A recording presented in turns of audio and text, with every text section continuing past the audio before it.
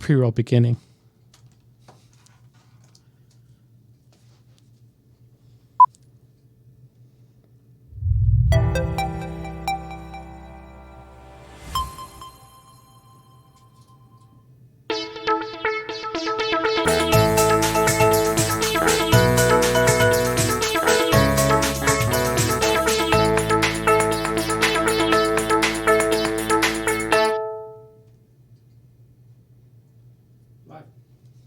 Hey everybody, Jeff Gibby here at MetaStock. I hope you're doing great today. I am. Happy Friday.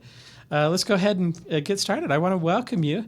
This is the very first market recap. We plan on doing this as a weekly series, and I'm pretty excited about it. I think it's going to go well, but stay tuned to find out. In any way, okay, so let's go ahead and start out. Today's demonstration is designed to instruct you on using MetaStock and the accompanying software plugins. It's not a recommendation to buy or sell, but rather guidelines to interpreting and using specific indicators and features within the software.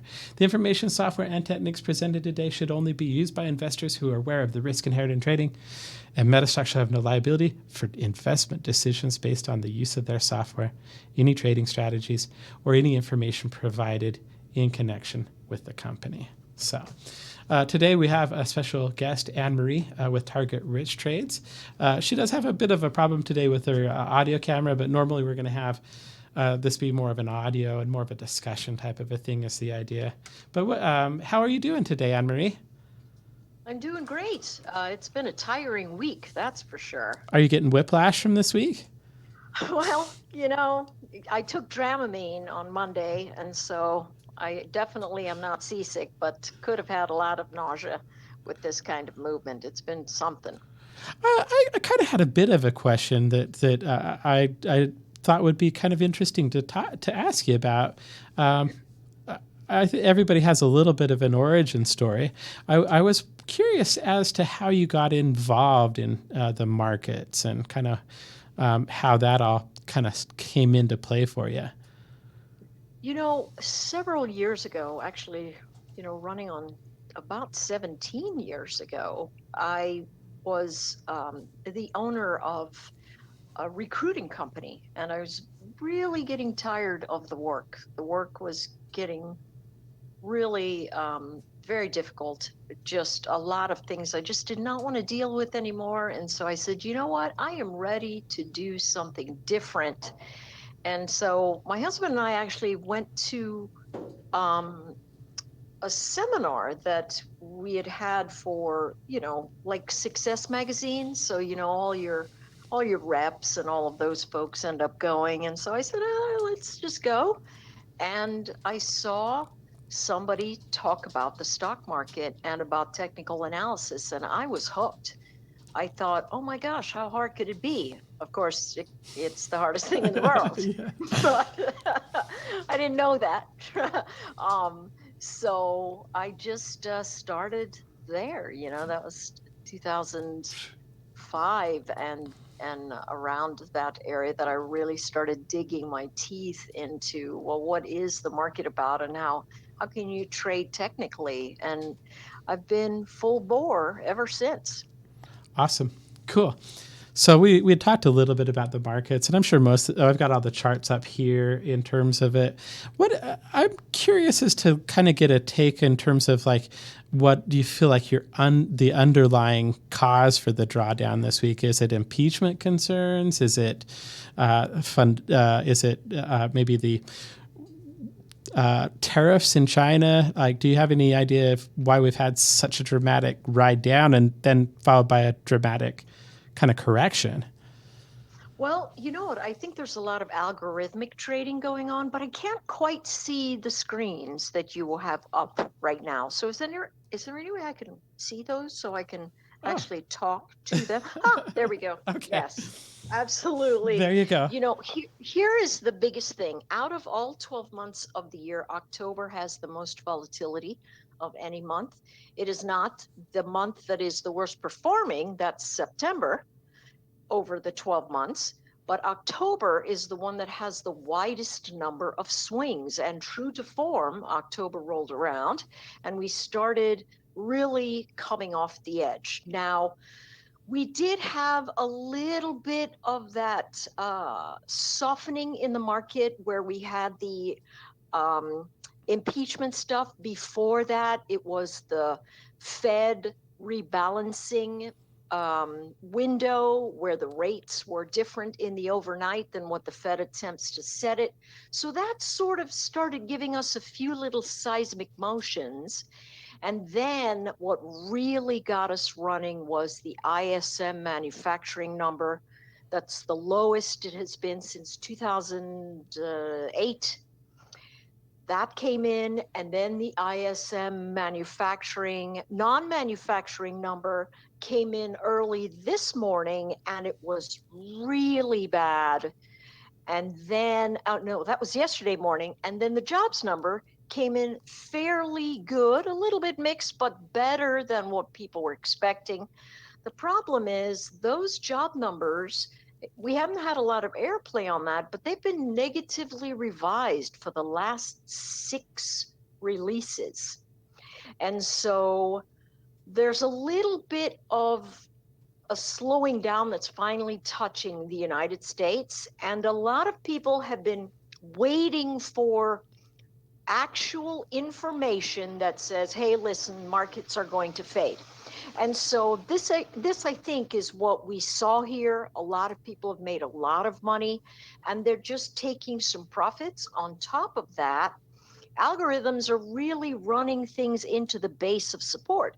So you can look across these lines, look at the Russell, all the way to let's take a look at something like a weekly chart. Okay, Let's sure. go through the weeklies so we can see really what's happening, right? So what's happening, particularly if we're taking a look at the Russell, is nothing but sideways action. And so what the Russell has not done, which I think is a little bit bullish with all this bad news, is it hasn't gotten anywhere near breaking the lows. That's really interesting. So your favorite stocks that are in the small cap area that have stopped failing or are now chopping around the bottom, those are the ones who are going to be really the canary in the coal mine if indeed they start falling through support. So far, not happening. And I feel like that's a very interesting space. Now, the small caps have underperformed because interestingly, we are hearing a lot of stories about debt. If you watch the news, there's always, business debt, corporate debt, but small corporations have the highest levels of debt that they've ever had. So the small caps aren't moving because their debt ratios are so high, they really aren't looking like good value opportunities. And then we had this big switch between momentum and value changing around, and that also gave the market a little bit of a different flavor. But really, we had to have a little bit of a drawdown that felt sort of fierce because really all we've been doing is grinding to the north with more and more negative chatter about impending recessions and XYZ.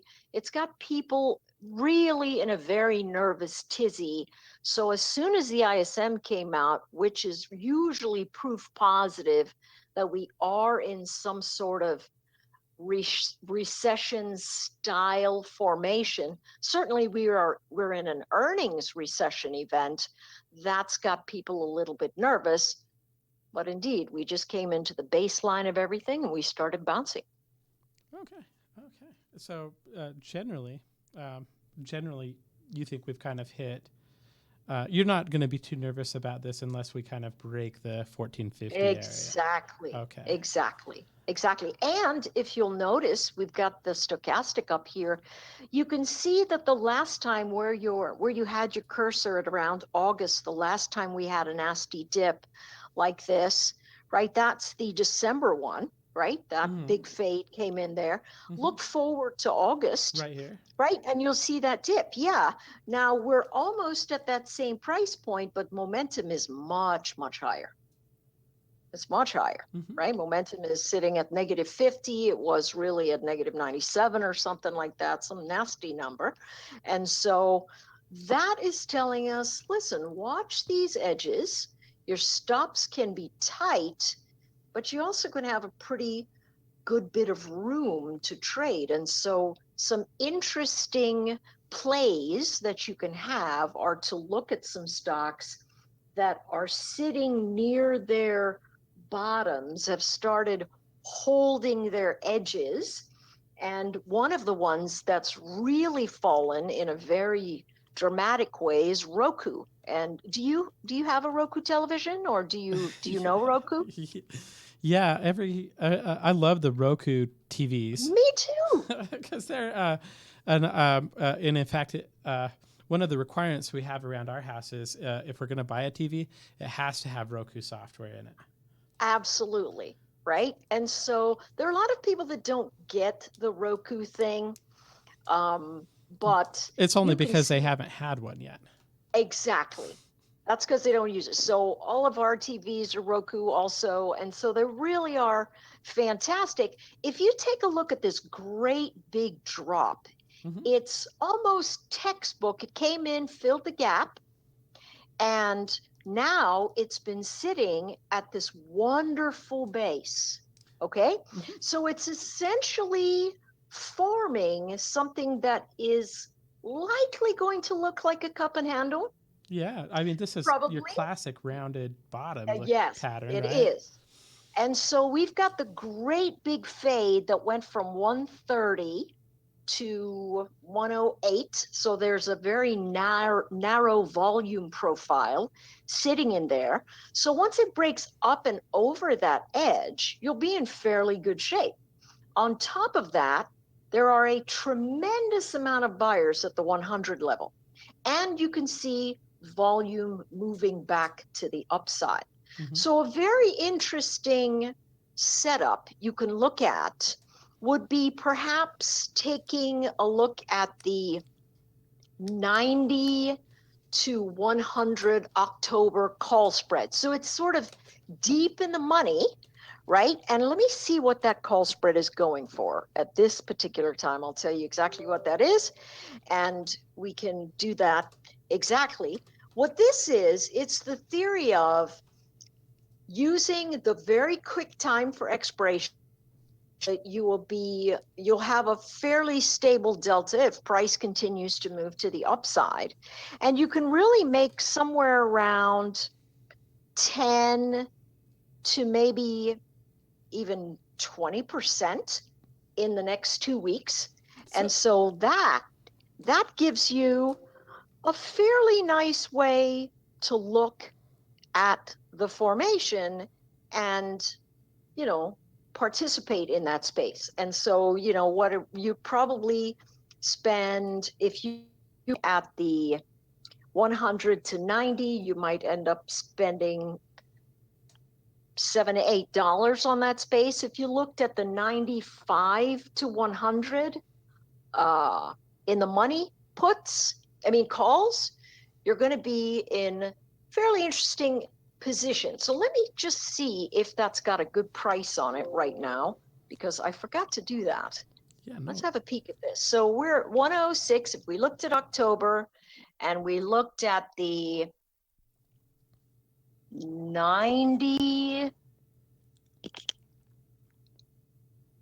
to 95, so we'll just look at that small one. 90. Goodness sakes. 90 to 95. That's 443. And so if that expires in the money, it's actually going to make you $5 on the day of expiration. You would sell it for 498 or something like that, and you would make that 50 cents, which is about 12% or so. If the chart is in solid upside motion, it's a very nice trade, and it's fairly deep in the money. I mean, the deltas are 88, and so that's fairly likely that that chart is going to stay up in that edge. But you can start looking at all of those things. If you want to buy an introductory position, or you're saying to yourself, hey, listen, I'm willing to invest in that formation, you can sell the puts, you can sell a put spread if you're just looking to participate from income generation, but there are a lot of stocks sitting just like that. Another one is XLE. Okay. That's the energy sector. Now that one's been looking really rough, but again, it's got that same rounded pattern for us to take a look at. And we can see that that one has really been trying to, yeah, there we go. It's been trying to hold in the last few days, and certainly it's beginning to have those edges. So if you take a look at 56 or 55, you can see that anywhere down there, you're going to have support spreads that work really, really nicely. And that's right in the middle of the bottoming space. All of these charts have had dramatic drops. Take a look at the SMI. What a solid move to the downside we can see in the month of September. It's very rare for us to see that kind of solid movement. Everything's normally much choppier. And so from fast moves come failed moves. And those failed moves have a tendency to give us a fairly good bounce action. Another one like that is from news, and it's news that came out today, and it's HPQ. Hewlett Packard laid off a lot of its workforce. It really got a lot of people nervous, but take a look at what happens when this chart gaps to the downside. It immediately tries to recover and fill the gap. This is the same thing we're looking at. Another place for some really excellent put spreads, short put spreads, or if you feel fairly certain that this chart is in a new downward cycle, then you can do the short call spreads or have yourself an iron condor. What you really will need, unless you're staring these charts down intraday, you're going to need strategies that give you time for these prices to work out, because what we really are seeing are whipsaw action events that are reversing fairly dramatically. So, That's across the board. along the lines of time, specifically, how much, if you're looking to do options, what expirations would you be looking for? Would you be looking Okay, 3-4 weeks out, 6 weeks out?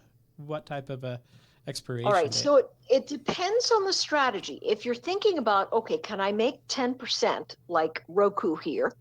It means that you have to put a certain amount at risk, right? So if you're buying that for 440 and you plan to make, 50, 60 cents on the back end of that, you only want that for 2 weeks because you don't really know what's going to happen forward. If you're looking at something that's got a really wide range, so let's go to a weekly chart in HPQ. Let's look at this chart on a weekly. And so if we're still there, I think. HP, yeah. Just let's look at a weekly. Oh, all right. Okay. Yeah, sorry. So if we're taking a look at something like this, we can see that we're at all-time lows. And that was on a significant amount of volume. Oh, no. So when is it? That's yearly lows. So it's been about a year and a half since we've seen these kinds of lows. Yeah. So literally everybody who was invested in that region is going to say, holy cow, that's coming to my breakout area. I've given back everything for a couple of years. Either this holds or I've got to get out. And so the better bet, if you're looking at something that's going to give you a range, is saying, hey, let's go to November. That's going to give us about 6 weeks. And you do something like an iron condor. That's got to give you an edge where you think it's going to bounce into a resistance zone, or it's going to bounce into a support zone, and that will give you theta erosion into the end of the month. And so you'll be collecting maybe 15, 20, 25% if you've got these edges done fairly well. So let's see what kinds of premiums we have in the November contracts for Hewlett Packard. They aren't very extreme, and so you could do something interesting like a strangle. And a strangle would be that you buy a call and you buy a put, and there are different strikes. A straddle would mean you would buy a call and a put at the same strike, and what you're looking for is the chart to move away from that edge. So for this one, if you think, hey, we're going to have wild swings for the next little bit, and I'm going to sell whichever swing comes, you could buy the 17 in November. The 17 calls are 48 cents. You could buy the 16 puts in November. Those are 43 cents. So you're spending about 91 cents, $91 per strangle. And then, what you're looking for is some kind of outsized movement on the chart. You're either wanting to see it fall off a cliff, or you want to see it bounce back up into the 19 area. I think there's tons of room for that, right? I mean, it literally fell from this 1920-ish area all the way down to where we're sitting at 16. That's a $3 move, and that's a lot more than the 91 cents that we would be paying for this kind of strangle. And so I think something like that could also work well. You could either sell the strangle altogether if the chart accelerates to the upside and your put goes to some very tiny amount, or you could sell the call when it moves up, when it doubles in size or makes a new high off the bounce, and then you leave the put if the chart falls again. Strangles are great places to trade in extremely high volatility, and for the next 2 weeks we are sure to have that. Great. Awesome. Well, that was pretty good. I don't have anything else to say. Really appreciate your coming in here. Is there any other charts you wanted to look at? The only other one that I want to look at, which I think is a little interesting, is XHB. Okay. And that's the Home Builder ETF. Okay. This Home Builder ETF has held up really very nicely. It's doing tremendously well. The problem is,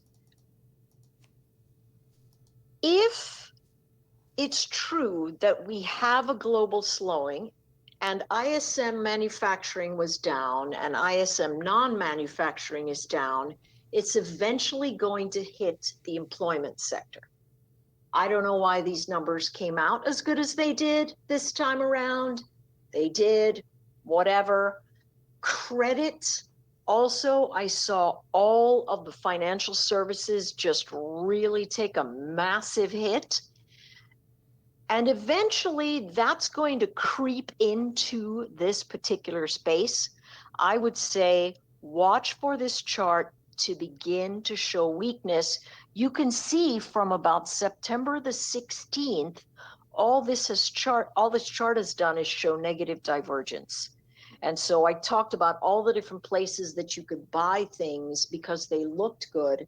This is a chart that is performing well, that I think is coming to the end of its performance zone.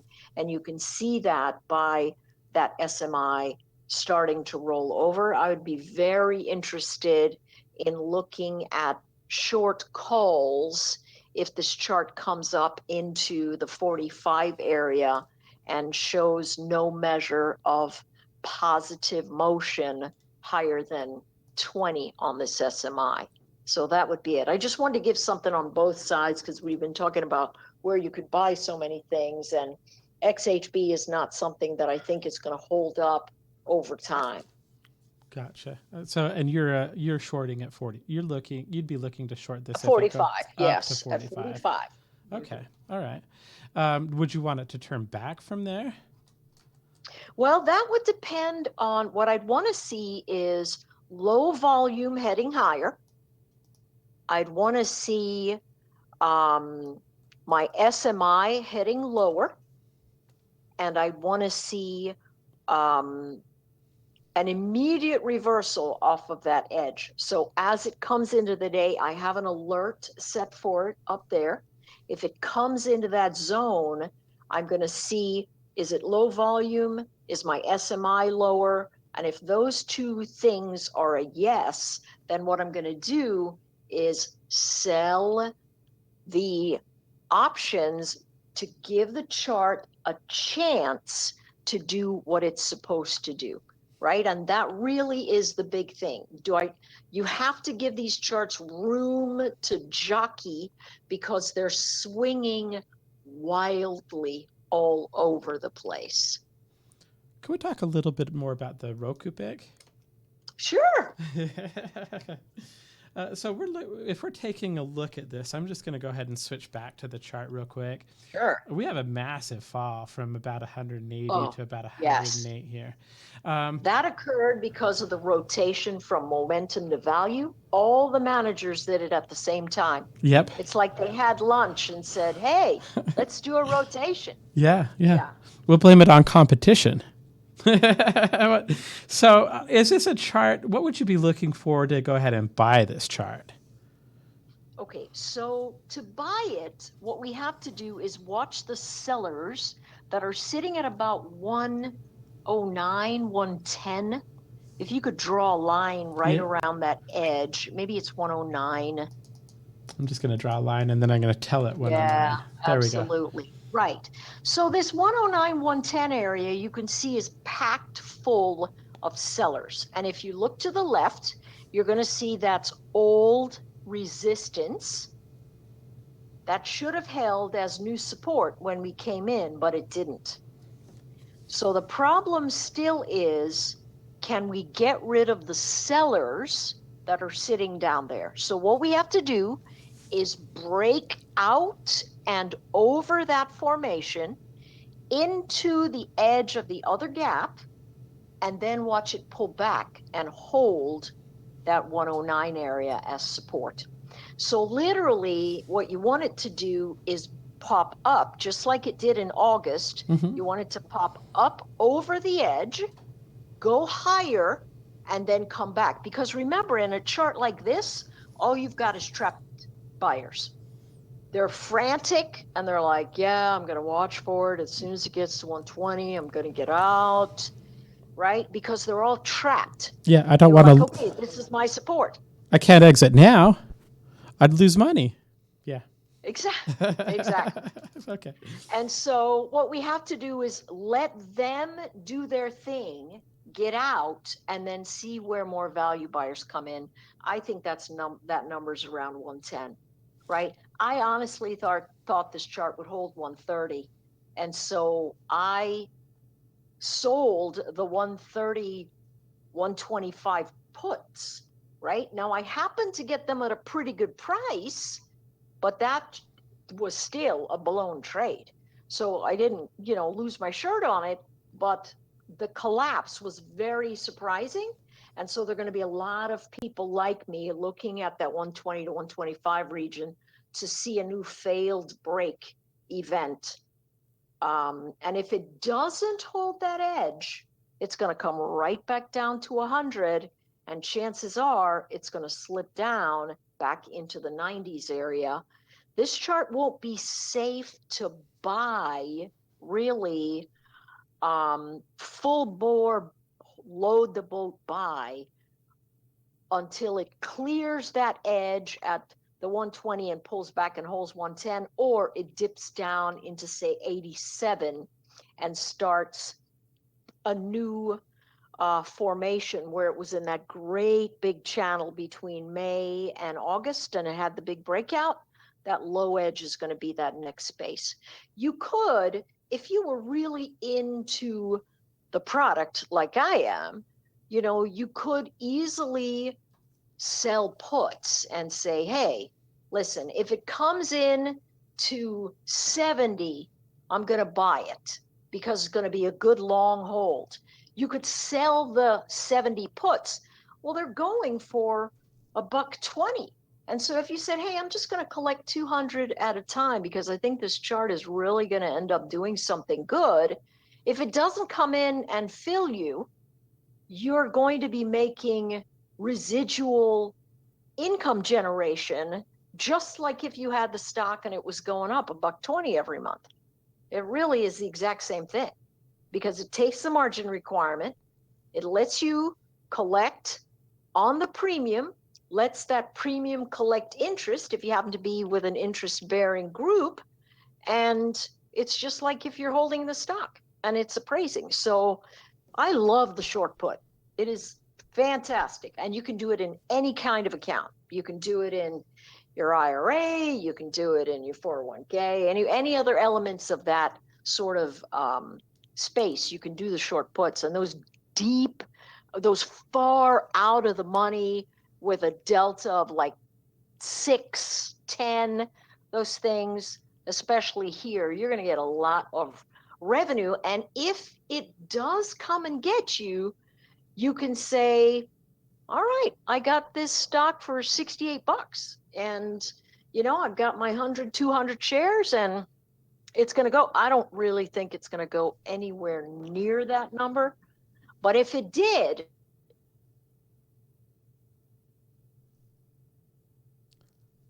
I think we lost her. If it did, stay tuned for the next Market Weekly wrap up. That was perfect.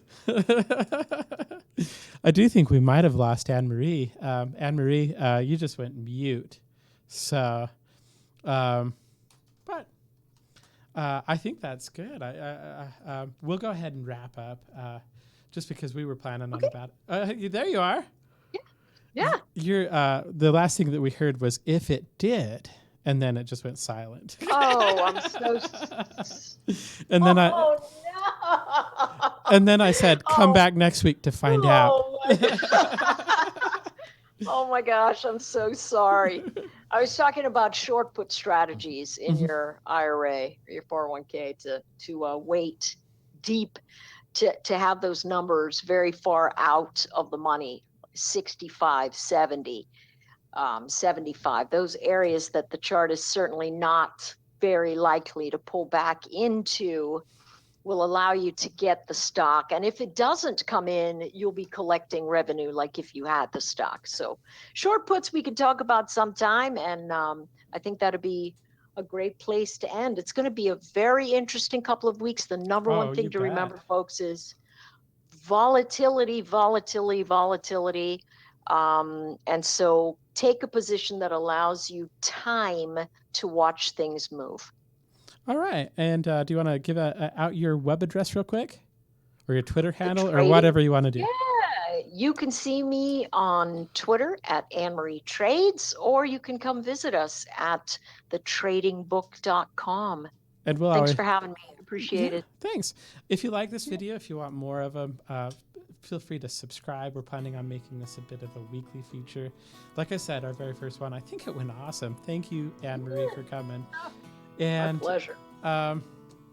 Make sure to like, comment, and subscribe. It helps a lot, and you can find us at MetaStock.com.